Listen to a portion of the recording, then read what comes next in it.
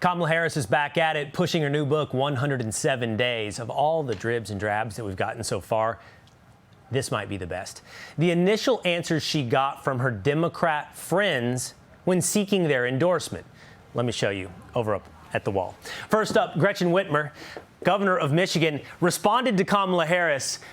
I believe you'll win, but I need to let the dust settle. Talk to my colleagues before I make a public statement. I'll call you back later. Or how about former President Barack Obama, who said, saddle up, Joe did what I hoped he would do, but you have to earn it. Michelle and I are supportive, but not going to put a finger on the scale right now. Let Joe have his moment. Think through the timing. Not exactly the response that you want if you're Kamala Harris. Or how about this from Nancy Pelosi? I'm so sad about Joe, as she's pulling the knife out of his back. It's so tragic. My heart is broken. But now it's you. It's important. There's a process. We have a great bench. We should have some kind of primary, not an anointment. And then Bernie Sanders said, please focus on the working class, not just on abortion.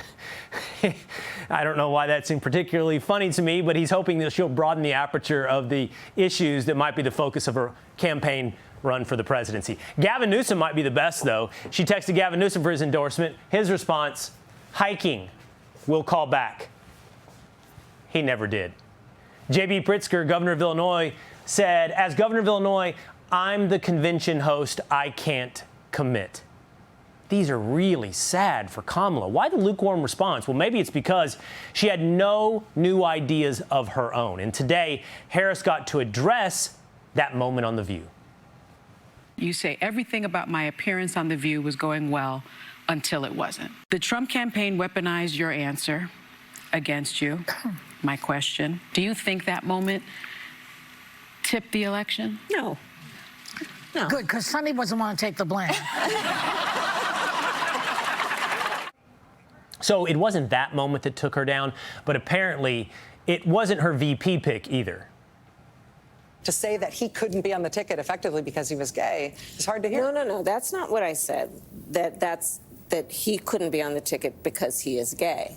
My point, as I write in the book, is that I was clear that in 107 days, in one of the most hotly contested elections for President of the United States, against someone like Donald Trump, who knows no floor,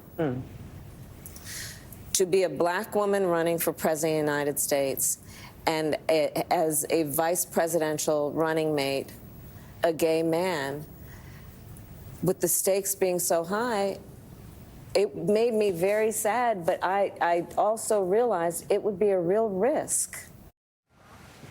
If you ran that through a translator or just passed it through an editor, it would read like follows. No, I didn't say I couldn't pick him as a vice president because he's gay. I couldn't pick him as a vice president, in fact, because he was gay.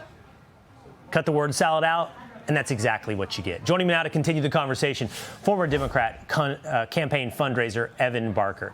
Evan, thanks for being with us here today. I don't know if it sells books, but it sure doesn't sell a future run for the presidency, this book tour. Kamala Harris is giving now what might be some of her greatest hits. Well, I've got 3 words for you, Will. She is running, and God help us. I truly believe that with this new book, Kamala is trying to make the case to the American people that she just didn't have enough time. Even the title of the book, 107 Days, is aiming to make this argument to the American people. But, you know, the irony of all of this, actually, Will, is that the longer Kamala Harris was a candidate, the more unpopular she became. So I'm not buying this, and I would be surprised if the American people are too. But I wouldn't be surprised if the Democratic establishment ends up backing her in 2028. No, see, I would, though, Evan. See, this tour, it's full of comedy. And it's, you know, we could play clips for 30 minutes straight from just her media appearances in the last 24 hours alone. And we could laugh about her talking about that being the tightest election of the 21st century. Obviously, it was not. I don't know if she's ever heard of a hanging Chad. But those clips aren't really the point of why she can't run for presidency in 2028. I think it's because she continues to insult and undercut her fellow Democrats.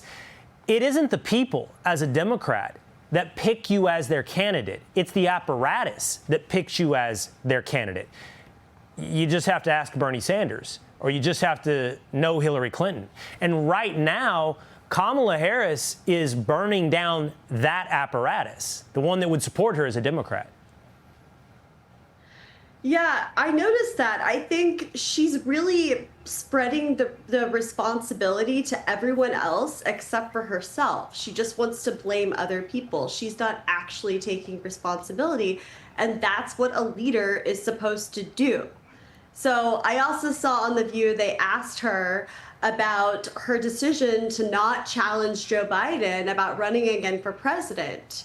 And she said that she just didn't feel like she could do that it would come off as being self-serving. Well, I think that alone should disqualify her from running again, because it shows that she didn't have the best interest of the American people in mind. Yeah. Oh, go ahead. No, I was just saying, yeah, that's a great point. While trying to come off looking gracious and not self-serving, she was concerned with how she was looking and not the effect of Joe Biden's senility on America. Really good stuff, Evan. Thank you for being with us. Hey, it's Will Cain. Click here to subscribe to the Fox News channel on YouTube. It's the best way to get our latest interviews and highlights. And click to subscribe to the Will Cain podcast for full episodes right now.